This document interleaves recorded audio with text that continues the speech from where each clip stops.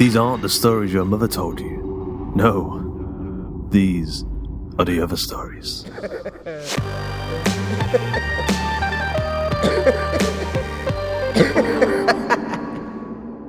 If you've got a podcast, a small business, or even an evil brotherhood of dastardly dentists, then did you know that you could advertise it here on The Other Stories? We've got a number of packages available now, and if you're looking to get your business or project in the ears of over 10,000 listeners for a single episode, or if you prefer to sponsor a whole theme, more like 50,000 listeners, then get in touch via our website, theotherstories.net/contact. Once again, that's theotherstories.net/contact.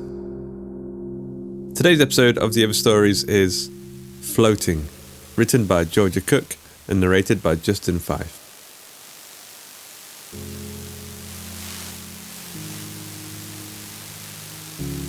Floating, floating, floating.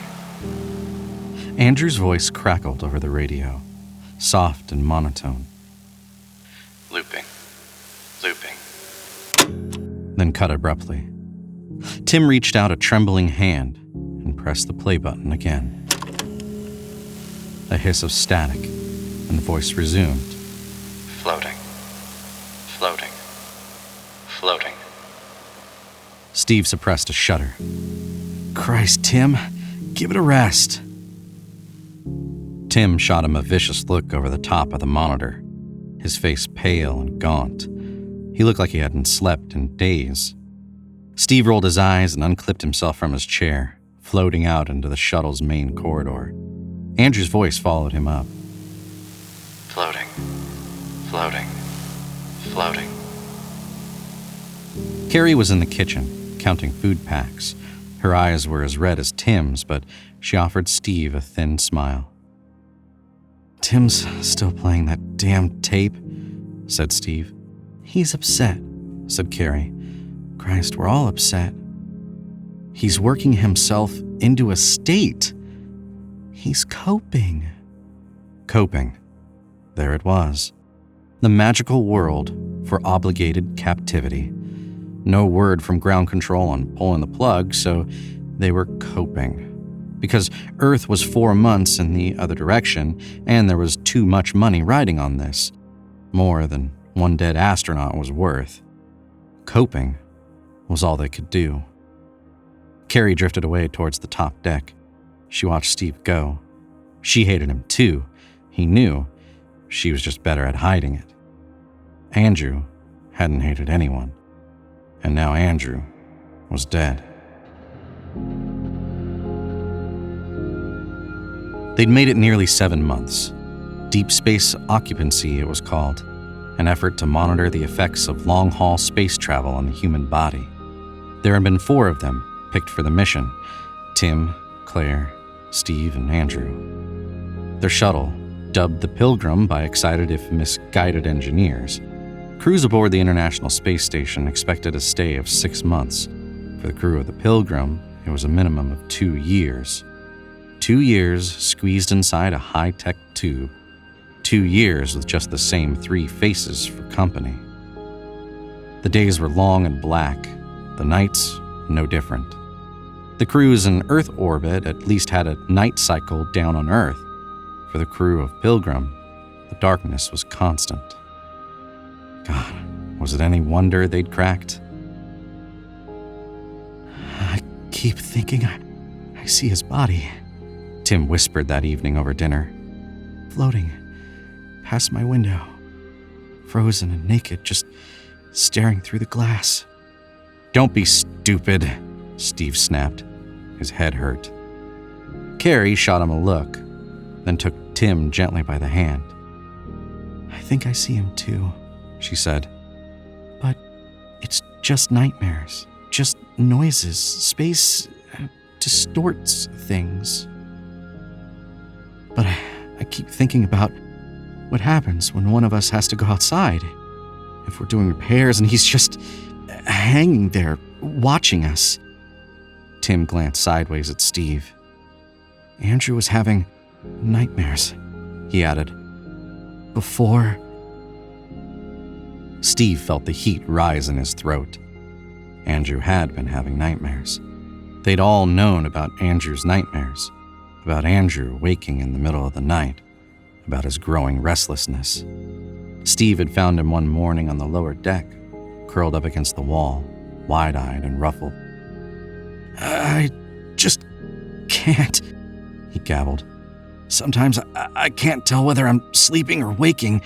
Sometimes I just can't tell." At that point, Steve had had enough.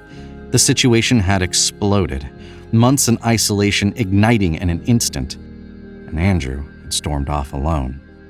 And then, Steve jerked back from the table. "I don't need to hear this," he muttered. "I don't need to hear any of this." He felt the other silent stares as he left the room. God, they were going mad. All three of them, together. HQ had assigned them each a personal cabin, arranged at private intervals around the shuttle. Larger than the sleep situations of Earth-range astronauts, they consisted of a horizontal bed board, hygiene pod, and round porthole window, squashed into a slim 3x5 space. Steve lay in the fluorescent gloom, listening to the whir of machinery, the creak of distant metal. If he turned his head, he could stare through the cabin's tiny window at the curve of Jupiter, rising high on the horizon. Tim was having nightmares. They'd all had nightmares. They expected nightmares.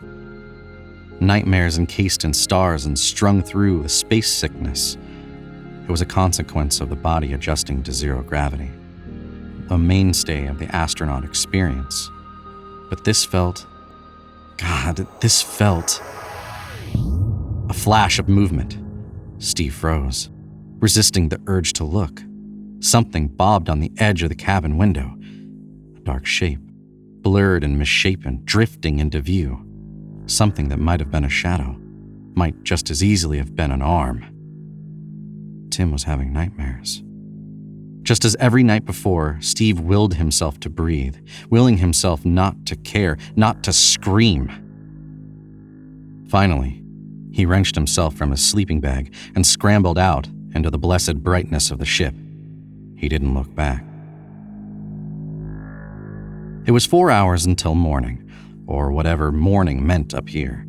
Steve prowled the shuttle corridors, pulling himself from room to room, restless and agitated. "Just like Andrew," whispered a voice in the back of his head. Steve forced it away. Almost without thinking, he found himself pausing at a set of doors in the middle deck. Down that way lay the exit hatch, positioned safely above their spacewalk equipment, everyone's suits strapped down to stop them floating away.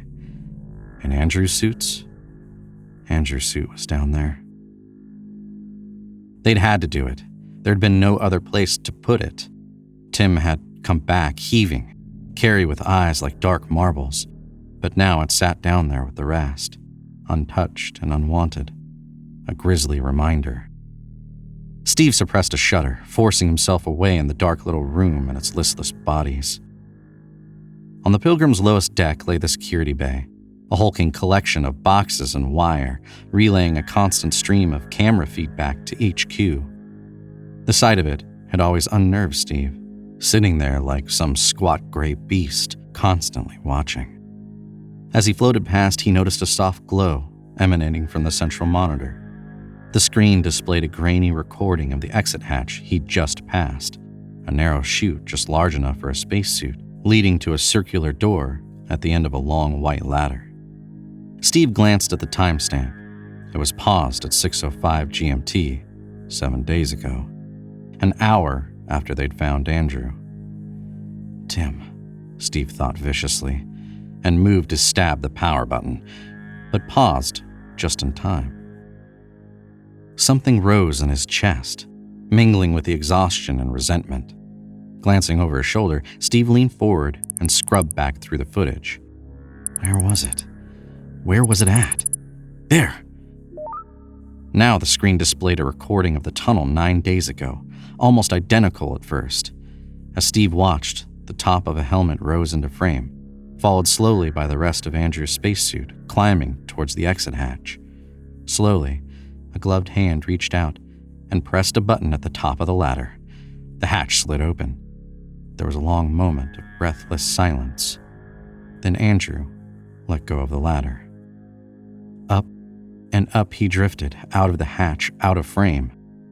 After 2 minutes, the emergency mechanisms engaged and closed the hatch. Andrew was gone. Steve shivered and jabbed the pause button, leaving the tape jittering on the empty tunnel. He didn't need to see the next part. Andrew's suit sliding from window to window, tapping gently on the reinforced glass, waiting to be let back in. They'd retrieved the suit because what else could they do? Tim had ventured out and dragged it back inside, and when they'd opened it, nothing. They'd found nothing. No body, no remains, just an empty suit, and Andrew's in-suit radio, looping that single stuttering. Floating. Floating. Floating. Steve sat back, ran a hand through his hair, and tried to breathe. Andrew was gone. It was done. There was no connection between their nightmares.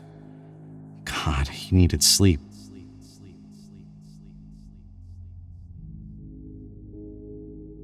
The days following the incident at dinner were distant and cold. Carrie and Tim ignored him, performing their duties with barely concealed hostility. Steve withdrew, hating them, hating Andrew. The next 12 months rolled out ahead of him, filled with his tight little capsule and its crew of 3 trapped in the deepest dark, trapped with each other. And through it all, he dreamed. He dreamed of blackness. He dreamed of blurry shapes and empty suits. He dreamed of Andrew's voice, whispering in his ear. He dreamed of floating, floating, floating. Steve jerked awake. He was sitting bolt upright somewhere tight and airless. The air tasted of heat and metal. A fuzzy gray film covered his eyes. Steve tried to move, to cry out, but he was enclosed in something hard and unyielding. Hello? Nothing. Hello? Dark shapes clustered in the shadows outside. Steve squinted, his heart pounding. Then suddenly, it clicked. Spacesuits. He was looking at spacesuits. He was sitting inside. Panic gave way to confusion. Had he done this to himself? Sleepwalk down here? That wasn't possible. It took at least 2 people to prep a suit, 3 to do it properly. Something else. Something pounded at the back of Steve's brain. The position of the suits, the angle of the room. Steve froze. Was this Andrew's suit? Tim? Claire? Had they done this? I'm fucking serious. This isn't... Steve paused. A soft scratch, scratch, scratch sound had started up next to his ear. A murmuring voice, barely audible in the muffled dark. Steve strained to hear, his heart pounding. A single word whispered through the suit's communication radio. Floating. Floating. Floating. Andrew? Steve whispered. Andrew?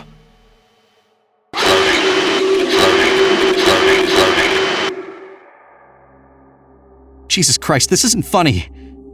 Suddenly, the suit began to move. Just an arm at first, then a leg, then slowly the head, turning with an exaggerated care.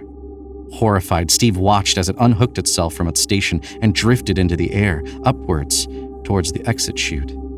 He screamed and twisted, but it was like being encased in someone else's body. The fingers wouldn't grip, the arms wouldn't move, the legs wouldn't kick. Andrew? Floating. Floating. Floating. Steve remembered Tim's dream. Andrew's lifeless body orbiting the shuttle returned to them across the vastness of space. He remembered the security footage. Andrew drifting upwards, unmoving, unchanging, as if he'd already accepted his fate. By now, the suit had grasped the lower rungs of the ladder and pushed up into the chute. The exit hatch grew in Steve's vision, wider and wider. He willed it not to open, willed the mechanism to jam. Maybe someone would find him. Tim, Carrie, stop this nightmare before... The suit reached out and pressed the override switch. The hatch slid open. For a moment, all Steve could see was the vast circle of space spread out high above him. Then the suit let go, and Steve tumbled up into the sky. There was nothing Steve could do to slow his fall. Nothing he could grasp to keep himself tethered. He couldn't breathe, could hardly think. Wide-eyed, he watched the shuttle drift away from him, growing smaller and smaller in the helmet's visor.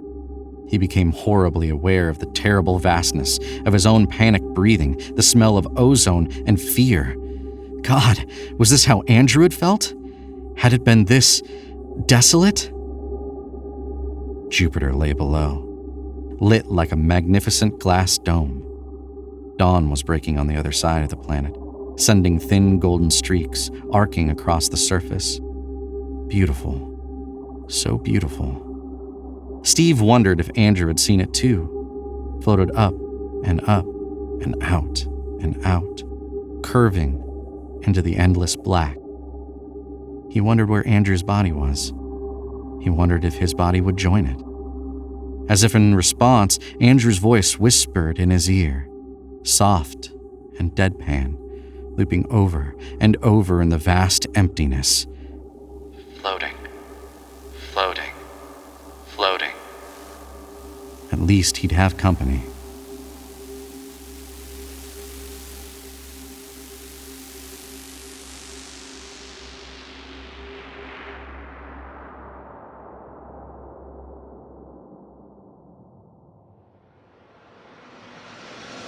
I hope you enjoyed today's episode of The Other Stories. Floating was written by Georgia Cook, narrated by Justin Fife, edited by Carl Hughes, and music by Chris Zabriskie and Tom Robson, and sound effects provided by freesound.org. The episode illustration was provided by Luke Spooner of Carry On House. Georgia Cook is an illustrator and writer from London. She is the winner of the LISP 2020 Flash Fiction Prize and has been shortlisted for the Bridport Prize, Staunch Book Prize, and Reflex Fiction Award, among others. She can be found on Twitter at @GeorgiaCooked and on her website at georgiacookWriter.com. Justin Fife is an audio producer, amateur voice actor, podcaster, and video game lover. Follow him on Twitter at @JustinB5. We're still open for submissions to writers, so if you've always wanted to write a story for the show, now's the time to get a story into us. Head over to theotherstories.net/submissions. You can check out our themes and our submission guidelines. We're currently looking for stories under the themes of video games, cults, surgery, superheroes, Victorian England, and metamorphosis. If you enjoyed today's episode, you can help support the show over at patreon.com/hawkandcleaver.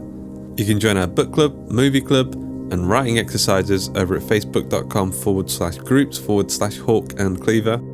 T-shirts, mugs, posters, and comic books are available at gumroad.com/hawkandcleaver. And if you wanted to get into podcasting yourself, we do provide lessons and services at theotherstories.net/services. The Other Stories is a production of the story studio Hawk and Cleaver, and it's brought to you with a Creative Commons Attribution Non-Commercial No Derivatives license. That means don't change it, don't sell it, but by all means share the hell out of it. Until next time.